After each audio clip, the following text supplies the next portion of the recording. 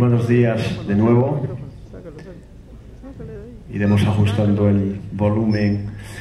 Encantado de estar, como les decía anteriormente, con todos ustedes. Un saludo muy especial de parte de nuestro rector, el profesor Pedro Mercado, rector de la Universidad de Granada.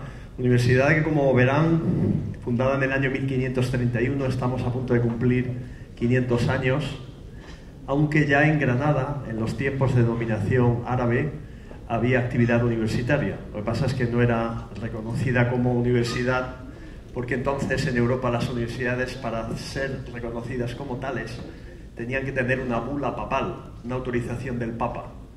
Con lo cual, hasta realmente, aunque había actividad universitaria anteriormente en muchos otros lugares, hasta el siglo XII no comenzaron realmente universidades, entre otras la más antigua en la península ibérica, que es la de Coimbra, en Portugal.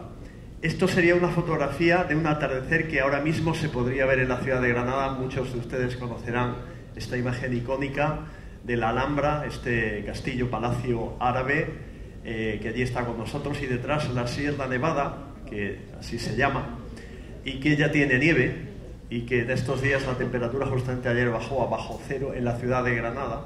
Está comenzando nuestro invierno, con lo cual lo único que hace falta es suficiente nieve para poder esquiar, porque allí se puede subir a esquiar y está escasamente a 30 kilómetros de la ciudad de Granada. Pues un saludo cordial desde Granada para todos ustedes. Vamos a ver, por centrar el tema y tratar de ajustarnos al tiempo. De lo que estamos hablando, y me van a decir, obviamente, es de crimen organizado. Es decir, muchos de los delitos que estamos viendo, y ahora les pondré ejemplos en todo el mundo, tienen que ver con crimen organizado, con trata de seres humanos. Y Ecuador no es una excepción. Ecuador es un país que, por su ubicación geográfica, igual que yo les comentaba anteriormente, España, pues la gente va y viene de un lado hacia otro, más bien en dirección norte, pero en todas direcciones. Y hay personas que explotan a seres humanos a través de múltiples circunstancias y situaciones. Una cosa muy importante, quiero decir, porque pueden ver la trayectoria que hemos tenido desde siempre en la Universidad de Granada. Desde la Universidad de Granada, la Universidad de Granada, por así decirlo, es una universidad pública que ha promovido de manera pionera, o sea, por primera vez en todo el mundo, y hay publicaciones científicas que lo avalan, y ahí está Internet, quiero decir, no vengo a decirles ya, después de tantas veces aquí en Guayaquil, no vengo a contarles nada que no sea verdad. España, a través de la Universidad de Granada, o con la Universidad de Granada como promotora, fue la primera en el mundo, en el año 1998, de poner en marcha un programa especial para la identificación de personas desaparecidas. El programa Fénix. Mañana les hablaré un poquito, pero que básicamente consiste en hacer ADN de cualquier persona, cualquier cuerpo de cualquier persona no identificado, normalmente osamentas, esqueletos, y a partir de ahí compararlo con familiares de personas desaparecidas y llegar a la identificación. Ningún país del mundo nunca, jamás había analizado nada de este tipo. Sí que se habían hecho identificaciones masivas en casos de desastres masivos. Un terremoto, un tsunami, un accidente aéreo, cualquier cosa de este tipo, sí, claro. Pero de manera sistemática, ¿cuántos cadáveres hay? En España hay todavía 4.000 cadáveres por identificar, que están en cementerios enterrados sin nombre, NNs. Ya hemos identificado casi a 2.000 en este tiempo. Esto pasa en todos los lugares del mundo. En el año 2004, y eso sí les voy a hablar hoy, he visto aquí que las diapositivas se han montado un poco, iniciamos un programa a nivel mundial para la identificación de niños desaparecidos, el programa DNA Pro Kids. Ahora mismo les voy a hablar de ellos. Y en el año 2016 empezamos nuestro último programa, que es el de la identificación de órganos para luchar contra el tráfico de órganos, problema creciente del que también les voy a hablar en esta mañana. Este es uno de nuestros últimos trabajos del año 2020, pues describiendo básicamente todos los, con todo mi equipo aquí, describiendo básicamente todas las aplicaciones que tiene el ADN en ese contexto humanitario. Me han gustado mucho las palabras de nuestro señor lector cuando se refería a problemas humanos y a temas humanitarios. Los problemas hay que abordarlos desde un punto de vista penal, criminal, pero todos somos conscientes de que afectan a las personas, y más todo lo que tiene que ver con personas desaparecidas, con niños desaparecidos, con tráfico de órganos. Tenemos que ser conscientes de ello, y también tenemos que ser conscientes de que poniendo en marcha los mecanismos adecuados podemos ayudar a la prevención. Porque hoy en día lo que hay en muchos lugares del mundo es todavía mucha impunidad de personas que cometen delitos a sabiendas de que va a ser muy difícil, si no imposible, el identificarlos y el que tengan que rendir cuentas ante la justicia. El programa de personas desaparecidas, como les decía, mañana les hablaré más, es el programa Fénix. Utilizamos el acrónimo, no el acrónimo, sino la mitología griega, el ave fénix, renacía de sus cenizas. Lo iniciamos en el año 98. Mañana les hablaré un poquito más de ello, pero hoy en día quería centrarme en DNA Pro Kids y en DNA Pro Organs. Estos programas llevan ya funcionando, sobre todo Pro Kids. Pro Organs están, de hecho, empezando, luego les diré un poquito, pero llevan ya funcionando y hay países con muchísima trayectoria. Ustedes tienen todos los mecanismos, todos los expertos, todas las ganas de hacerlo, tienen la tecnología, tienen el laboratorio, lo tienen todo, es cuestión de ponerlo en marcha progresivamente de acuerdo a la legislación ecuatoriana y de acuerdo a la legislación, a las leyes y las normas que en su momento se vayan dictando para hacerlo posible. ¿De acuerdo? Esto básicamente, Pro Kids por los niños. A su vez, yo que a mí me gusta mucho jugar con las palabras y con qué puede significar, pues dije además que Kids podría ser Kids Identification with DNA Systems, porque no es una técnica analítica, es todo un sistema, ¿de acuerdo? Pues ahí comenzamos con esto, con el crimen organizado, como yo les decía. Un dato, este dato ya se va haciendo antiguo, pero no he visto ninguno también puesto actualizado. Y los datos que yo tengo, actualizados, pero que no están en una diapositiva tan bonita hecha por Naciones Unidas, como es el caso de la Oficina contra la Droga y el Delito, Drug and Crime, la UNODC. Fíjense lo que dice ahí. Se estima que 1.2 millones de niños, o sea, 1.200.000 niños, son víctimas de trata. Aquí tenemos el problema en el español, en castellano, por lo menos lo tenemos en España, que nosotros traducimos tráfico, cuando se habla de tráfico es trata. Que es el delito grave, y el tráfico de seres humanos, que es el moverse de una manera administrativamente no admitida, no autorizada, que puede ser un delito en algún país y en otros no es un delito, es lo que los ingleses llaman como smuggling, contrabando de personas. Pero fíjense, 1.2 millones de niños al año. Claro, si van, ya les advierto, ¿qué es un niño? Pues a efectos de Naciones Unidas, un niño es lo que dice UNICEF que es un niño.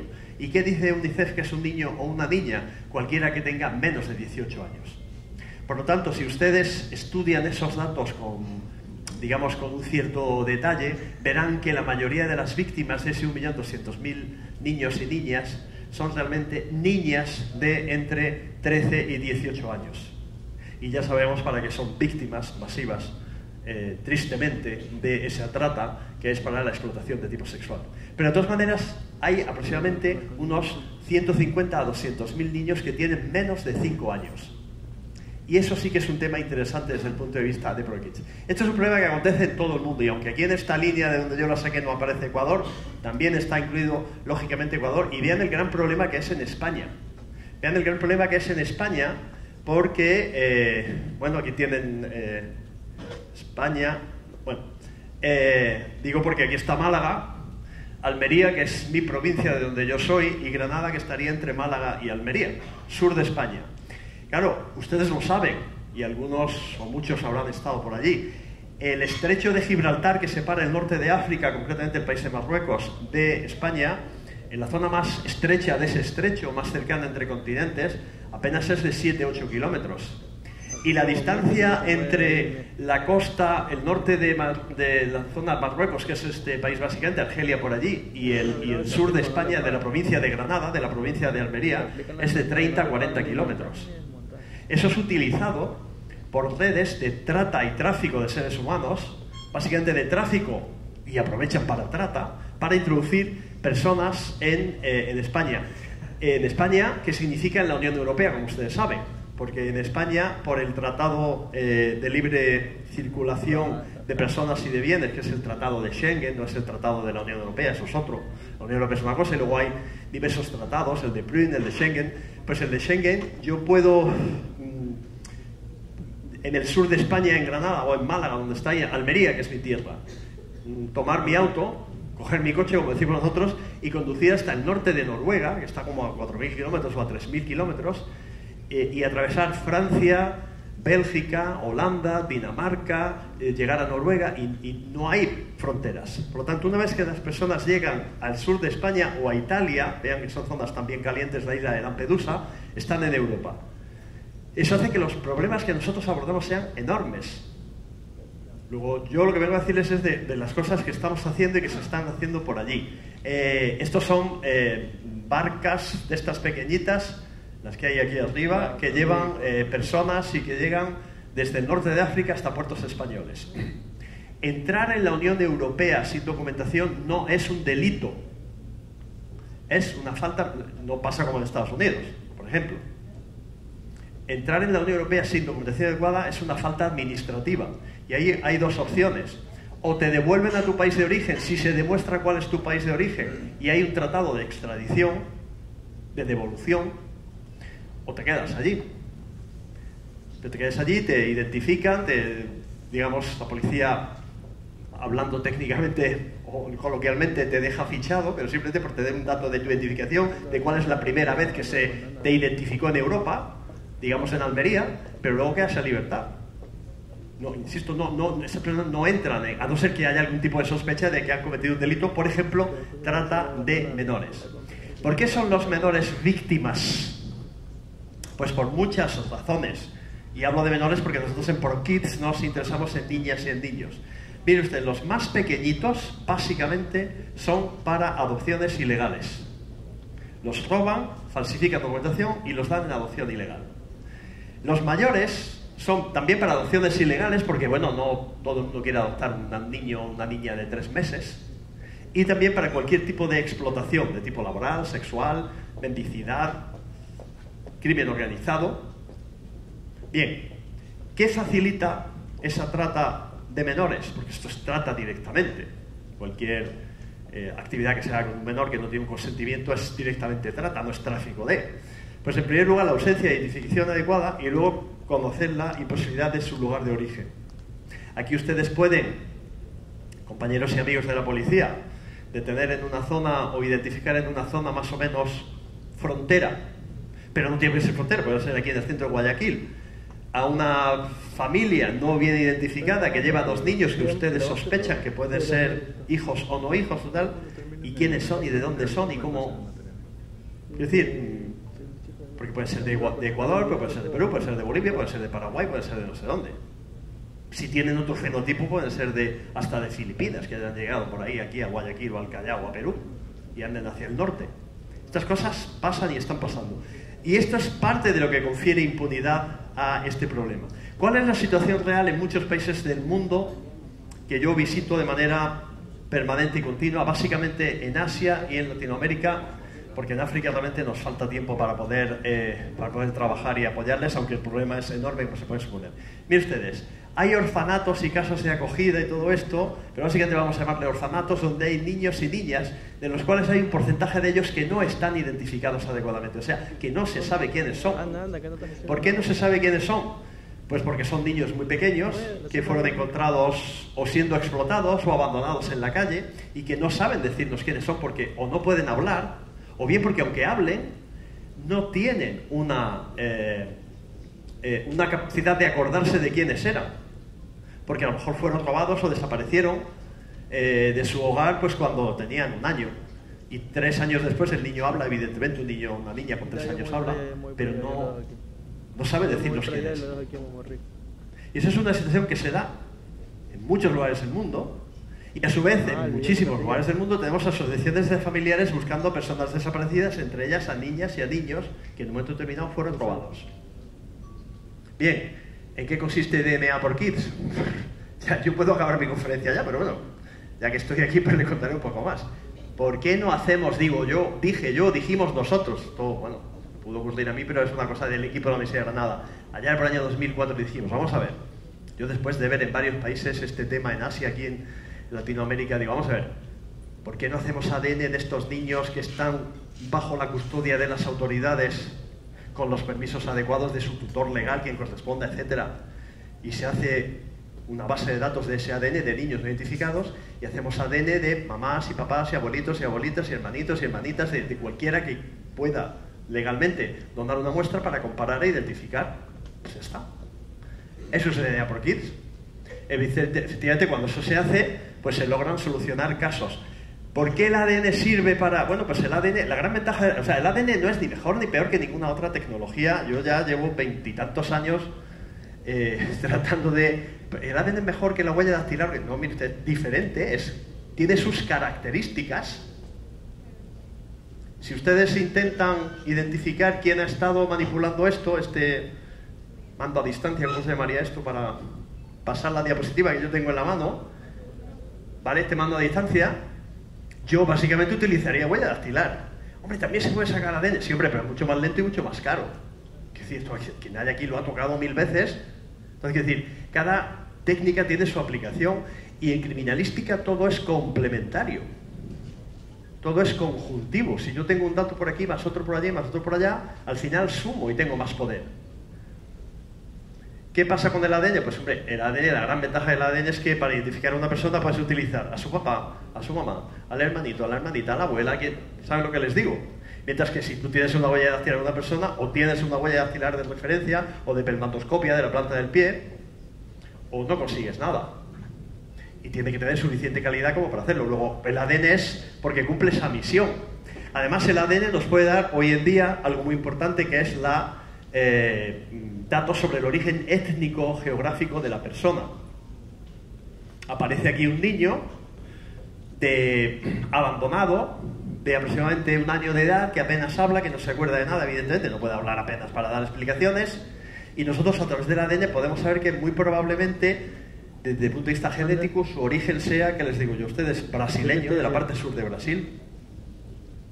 Eso significa que sus padres tienen una genética más compatible, pero ya sabemos que a lo mejor no es de Ecuador, o que es de emigrantes brasileños en Ecuador a los que se los han robado.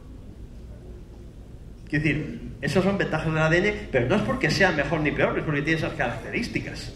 ¿De acuerdo? Por aquí es hacer estas 2 bases de datos, como yo les decía anteriormente, y eso es lo que estamos ayudando en muchos países del mundo ya desde hace mucho tiempo, para responder algunos ejemplos, para reunificar e identificar a las víctimas y devolverlas a su familia, víctimas que son niñas y niños muy pequeñitos, que merecen, que necesitan desarrollarse y crecer con su familia, y hacer un mecanismo de prevención, que es dificultar la trata de seres humanos, incluyendo las adopciones ilegales. Puede llegar a ser tan fácil, yo que soy médico, ¿vale?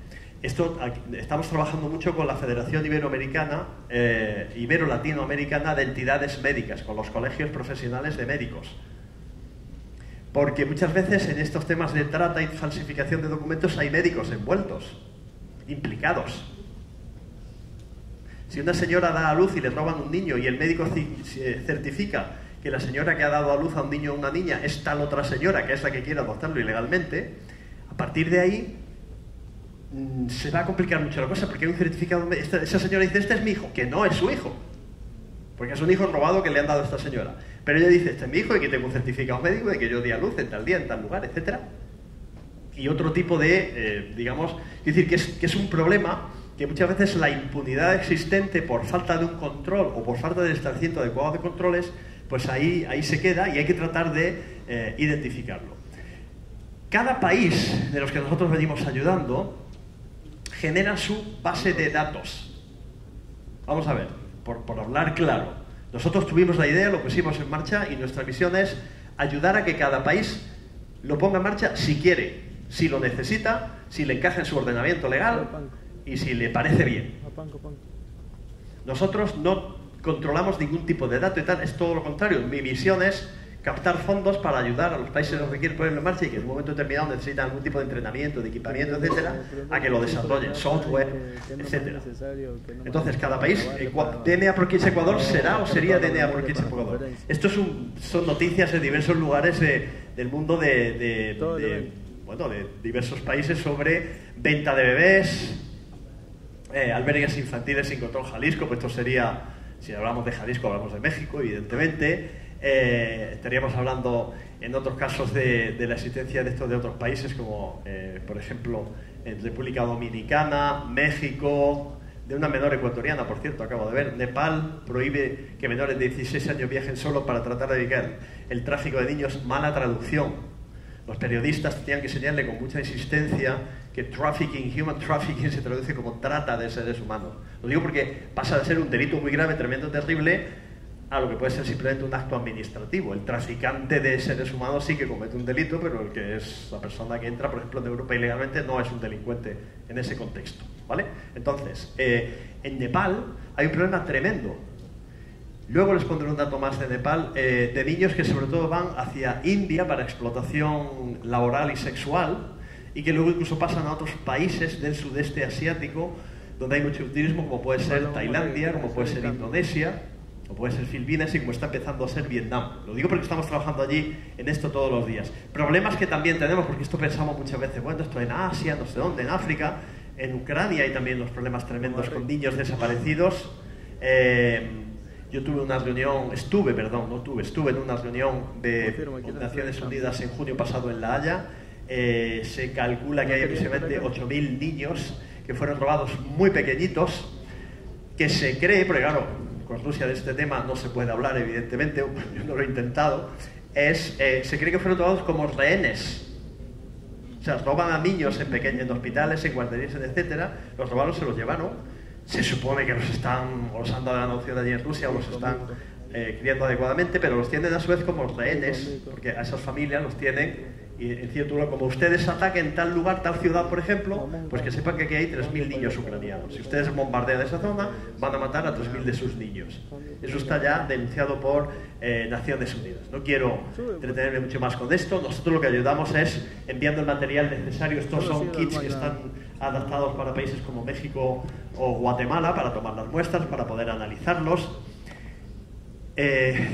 Digamos, tarjetas de identificación para poner los datos. Esta está hecha, por ejemplo, está siempre en inglés y luego en otro idioma, en español, por ejemplo, en países nuestros, en portugués, en Brasil, o, por ejemplo, yo pongo esta, por ejemplo, porque está escrita en tailandés. Imagino que la habrán traducido bien, porque yo en tailandés no sé nada, pero la Policía Real de Tailandia, la Royal Thai Police, está muy implicada en esto. Es una fotografía de hace algunos años, con policías el general, este alto que hay allí a la derecha es el actual general de la Policía Científica de Tailandia, general Vate, y esta señora bajita que hay a su derecha es la general Nutama, que ya está en la reserva, pero que sigue siendo directora, digamos, administrativa, y bueno, todo lo demás son miembros de la Policía de Tailandia.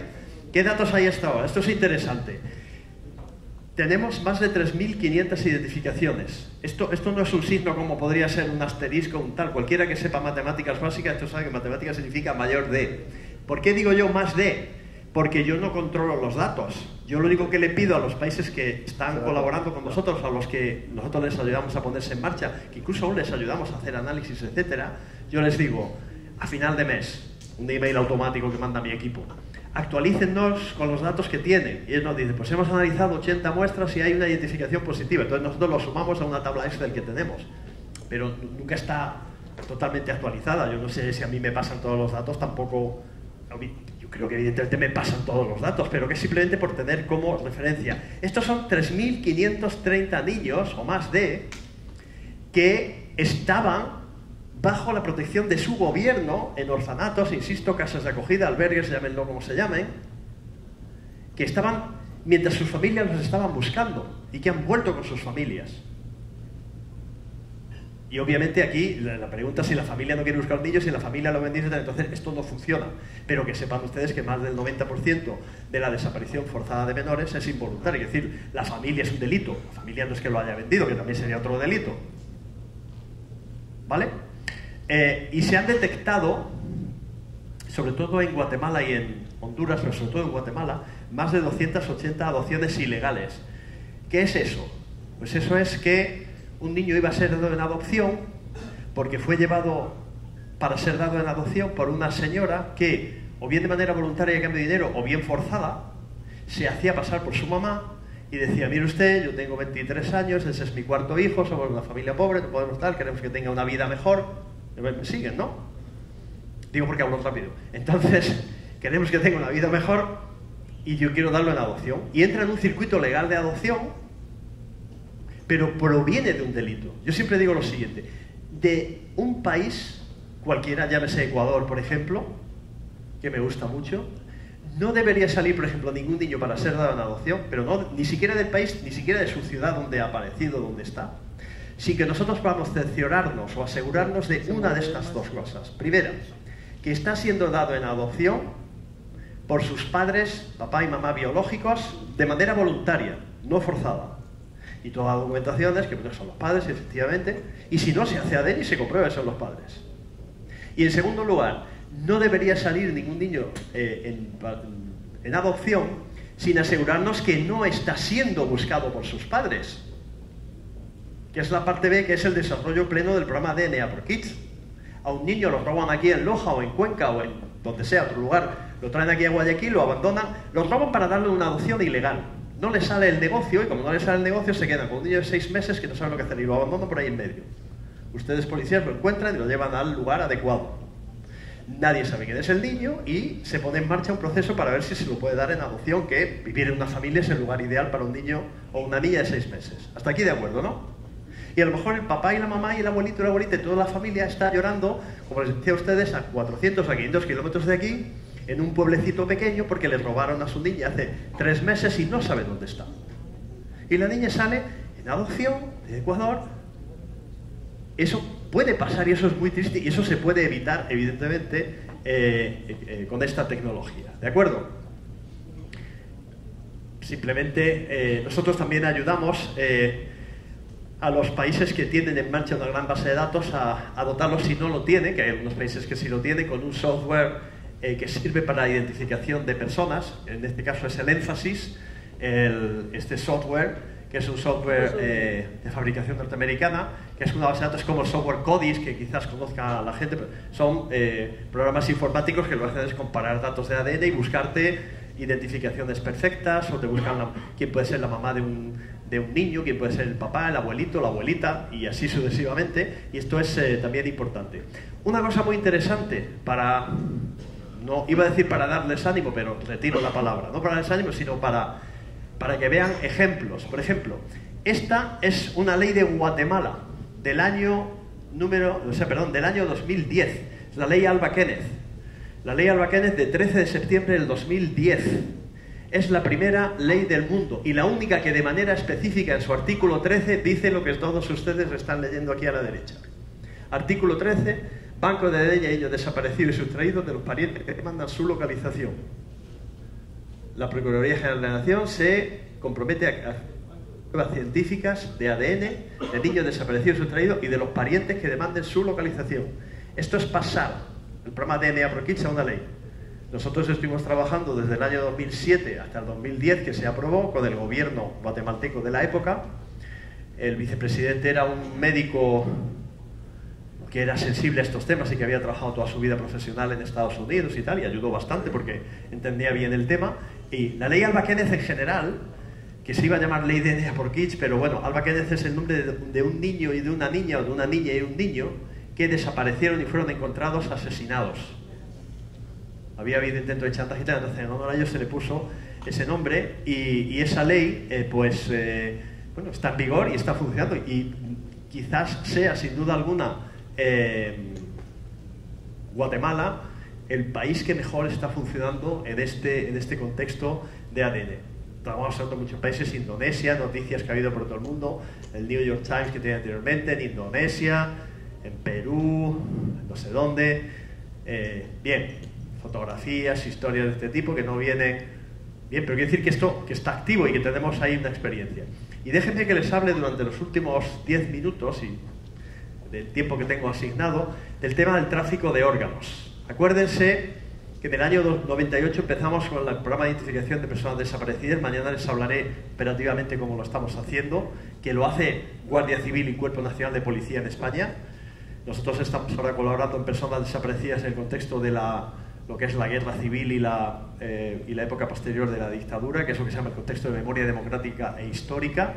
En el año 2004 empezamos con Por Kids, acuérdense, y en el año 2016 tomamos el reto de luchar contra el tráfico de órganos o tratar de luchar contra el tráfico de órganos en un apartado, porque como anteriormente se decía, pues esto son delitos muy complejos donde hay muchas cosas que hacer. BMA por órganos o ADN por los órganos está desarrollándose desde la Universidad de Granada junto con el Consejo de Médicos de España y la Organización Nacional de Trasplantes de España. ¿Por qué? Pues porque hay órganos a la venta. También parte de crimen organizado. También parte de trata de seres humanos, con una industria que está aproximadamente valorada, esto del año 22, como ven ahí, actualmente se calcula que es 2 billones de dólares. Ojo, el billón de dólares de los americanos, son 1.000 millones para nosotros, o sea, 2.000 millones. La industria del tráfico de órganos, el tráfico ilegal de órganos, mueve aproximadamente 2.000 millones de dólares. Yo personalmente creo que es más por otros datos con los que nosotros trabajamos con Interpol, pero probablemente sea, por lo tanto, no es 1.7 billones de los billones nuestros, que es 1 billón de billones, sino, pero bueno, en cualquier caso, mucho dinero. Esta es una fotografía, esto es un informe de la Unión Europea, no es un... ¿Cuánto puede costar un órgano diferente? Un corazón, un hígado, un riñón, un páncreas, un pulmón, de izquierda a derecha, en diferentes países. Vamos, ¿esto básicamente qué consiste? Consiste en que la demanda, la necesidad de órganos para implantarlo a personas en un momento determinado es mayor que la oferta de órganos que hay en la gran mayoría de los países. Y la gente se muere en lista de espera esperando que le trasplanten un lo que sea. Otra cosa muy curiosa, digo porque quien no sea del campo médico quizás no lo sepa. El 80% aproximadamente, casi el 80%, pero acuérdense del 80% de todos los trasplantes que se hacen son de riñón, son trasplantes renales. Digo porque la gente dice, bueno, trasplante renal, pero ahí se puede hacer diálisis, no sé cuánto. Una persona no puede estar eternamente en diálisis. Con el tiempo van surgiendo complicaciones y o hay un trasplante o esa persona se muere. Porque la diálisis no es perfecta, es simplemente 99% perfecta. Pero ese 1% de imperfección de cada vez que hay un proceso de diálisis, cuando pasa mucho tiempo, originan un problema clínico grave. Pero bueno, estas son fotografías, esta es una fotografía bajada de internet, yo las he visto en Pakistán y en la India, de personas a las que literalmente les han robado un riñón. O engañándolos, o forzándolos, o simplemente que los secuestran y cuando se levantan tienen una herida muy dolorosa y un... ¿Qué es lo que pasa? Pues vean ustedes. El número de trasplantes creciendo, bajó mucho en la época del COVID. Estos son datos de Estados Unidos de hace 2 años. Esta es la página web del gobierno americano, que como ustedes saben, pues hay ya muchísima información oficial del gobierno americano que está en español, lo cual a mí me alegra un montón. Pero no sé si a Trump le alegra tanto, pero a mí me gusta mucho que esté de manera oficial reportada en español. Y el presidente Trump, de hecho, por cierto, tratando de ahondar en lo que he dicho, dijo en su campaña, y lo puso anteriormente, que él era totalmente partidario del uso del español y el inglés en Estados Unidos, siempre que el inglés fuese la lengua oficial.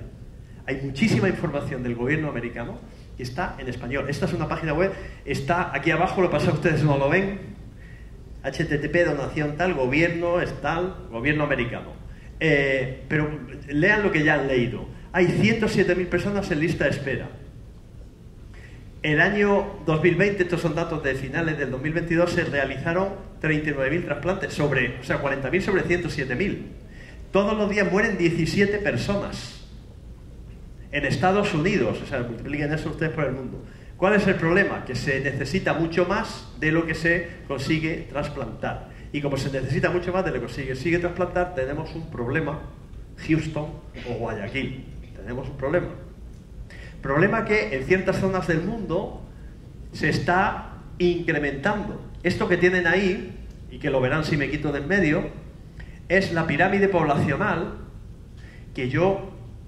Hace mucho tiempo que no estudio matemáticas y cosas de este tipo pero eso no es una pirámide, eso es más bien es un rombo o es casi que un rectángulo. Esta es la pirámide poblacional de la Unión Europea, EU, lo que tienen ahí arriba, Population Pyramids, pirámides poblacionales, del año 2018 y 2050. Esta es la edad de las personas, lógicamente, en el 2018 vean que serían, digamos, los colores estos sólidos, y la previsión del 2050 son estas rayitas de aquí. ¿Qué pasa cuando aumenta la edad media de la población?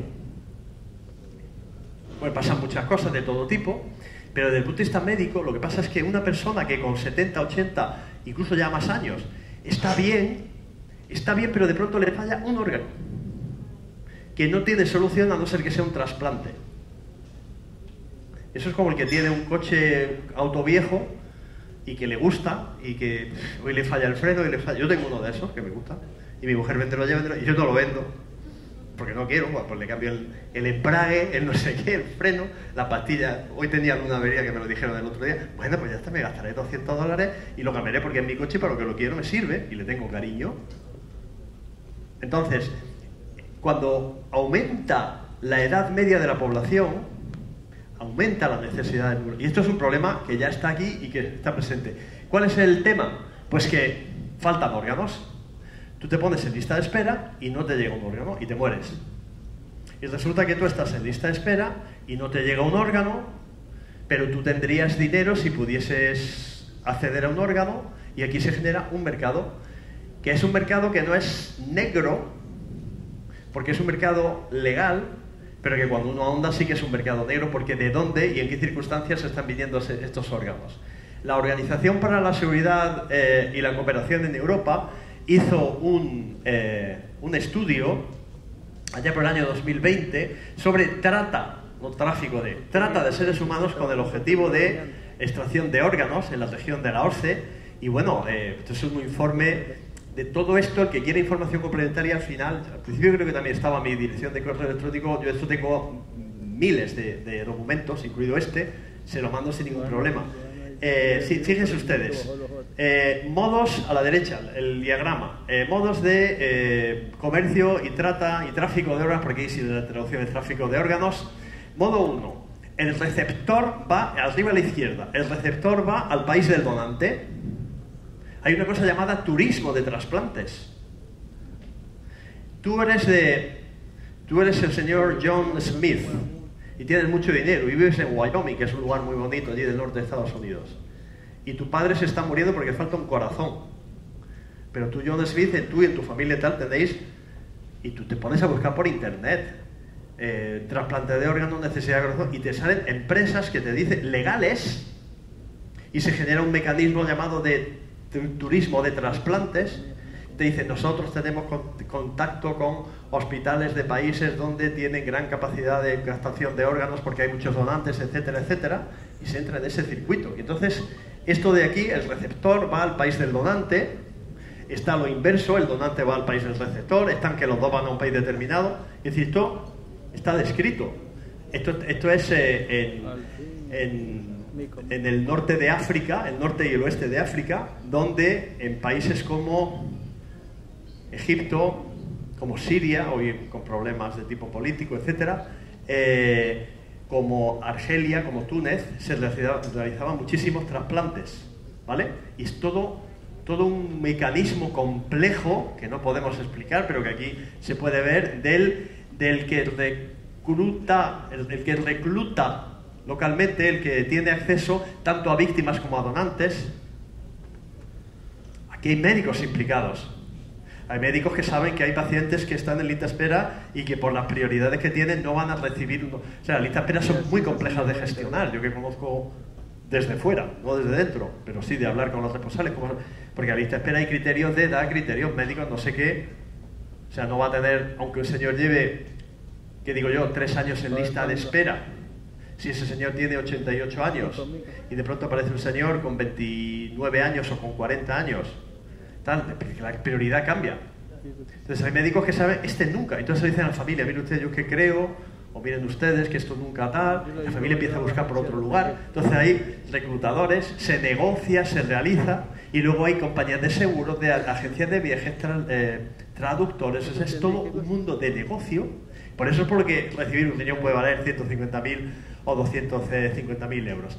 Estos son los diferentes modelos que hay de acuerdo a Naciones Unidas. ¿Cuál es el tema? Porque ya tengo que acabar. De lo que nosotros nos dimos cuenta es de que ¿por qué se puede realizar de manera impune por parte de médicos, y mucho que me duele como médico, de médicos criminales que son el 0,00 no sé qué %, pero algunos hay, evidentemente, Quien de manera ilegal esté extrayendo o implantando un órgano a sabiendas de que no tiene los consentimientos y que no cumple los requisitos, es un delincuente. Ya se le condenará de acuerdo a lo que cada ley de cada país diga lo que es. ¿Cuál es el mayor punto de impunidad que tienen? La falsificación de documentos. Ellos toman un consentimiento informado de una persona que, por ejemplo, quiso donar voluntariamente los riñones, el corazón, los pulmones, etc. Y con el nombre de esa persona realizan 40 trasplantes diferentes. ¿Por qué? Porque nadie comprueba que el órgano que se ha implantado a una persona determinada proviene de tal donante específico. ¿Y eso se puede comprobar? Sí. ¿Con qué? Con el ADN. Como están viendo ustedes ahí en la imagen, por ejemplo, el riñón, que es el 80%, como les decía, de todos los trasplantes de órganos, en la orina de una persona que ha sido trasplantada hay ADN del riñón trasplantado, por lo tanto hay ADN del riñón del donante. Por lo tanto, nosotros podemos comprobar si ese riñón que tiene esa persona procede de tal persona que murió o que cedió el riñón en vida en tal hospital. Hay una trazabilidad. Y ya no es que un documento diga una cosa o deje de decirla. Esa es la base del programa DNA ProOrgans, en el que estamos trabajando, que sirve en orina, que es muy fácil para el riñón, pero que también se puede hacer en sangre de cualquier otro órgano trasplantado, siempre que sea un órgano de un cierto tamaño, vamos a decirlo así. Por ejemplo, un hígado, que normalmente no se trasplanta todo el hígado, es un fragmento del hígado, un pulmón, corazón, fragmento de intestino. Las células de ese órgano trasplantado se liberan a la sangre de la persona que lo ha recibido y nosotros podemos aislarlo. Esto es una cosa que los expertos en trasplantes, el utilizar ADN del órgano que ha sido trasplantado, lo han usado y lo siguen usando siempre, pero para tratar de ver el rechazo que hay al trasplante, para tratar de detectar que el órgano no está funcionando bien en el nuevo huésped. Y la idea que nosotros tuvimos es decir, oye, igual que se usa para eso, me parece maravilloso, ¿por qué no lo usamos para identificar a las personas? Y de hecho estamos identificando al donante y al receptor y dar trazabilidad. Ahora mismo estamos trabajando mucho con China. China es un país, no solo por su tamaño, sino porque fue acusado de haber utilizado órganos de prisioneros ejecutados para suministro de órganos de manera masiva, sin, lógicamente, los consentimientos y las autorizaciones adecuadas. Y cualquier consentimiento que firme una persona que está condenada a muerte y que va a ser ejecutada, evidentemente comprenderán que no es un consentimiento válido desde un punto de vista legal y, por supuesto, ético. Entonces, eso estamos trabajando mucho y, evidentemente, está funcionando. Se toman las muestras en el quirófano y, a partir de ahí, pues se puede realizar toda la información. Todo esto está ya en marcha, todo esta es la experiencia que nosotros, con ustedes que están sobradamente capacitados, fuerzas policiales, médicos, expertos, universidades como esta, tenemos la capacidad progresivamente de poder implantar aquí en el Ecuador, y en ello estaremos con mucho gusto. Bien, pues muchísimas gracias por su atención. Muchas gracias.